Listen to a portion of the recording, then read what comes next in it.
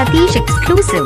अब तो ये नाम है। दुनियादार के नहीं मोला लफड़ा चाही रे, दुनियादार के नहीं मोला लफड़ा चाही रे, मोला लड़का चाही रे, मोला लड़का चाही रे, मोला लड़का चाही रे, मोला लड़का चाही रे, दुनियादार के नहीं मोला लफड़ा चाही रे, दुनियादार के नहीं मोला लफड़ा चाही रे, मोला लड़का चाही रे, मोला लड़का चाही रे, मोला लड़का चाही रे, मोला लड़का चाही रे।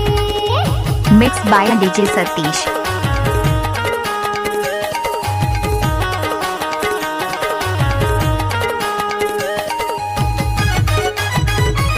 डीजे सतीश कुमार।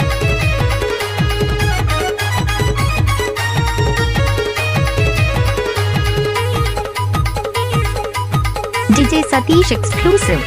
दिन भर जहाँ संग मारा है, बिजनेस देखकर घर माँ हो बहनिया कहाई डार्लिंग चाय ले दे के चुम्मा।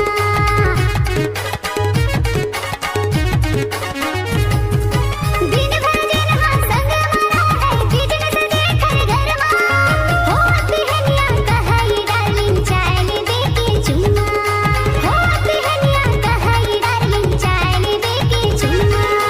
18-20 की उम्र में थोड़कन हल्का चाही रे, 18-20 की उम्र में थोड़कन हल्का चाही रे, मोला लड़का चाही रे, मोला लड़का चाही रे, मोला लड़का चाही रे, मोला लड़का चाही रे।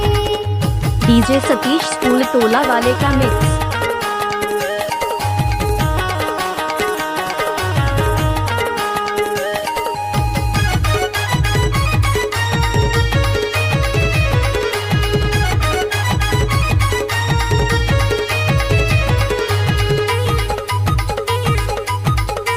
DJ Satish exclusive.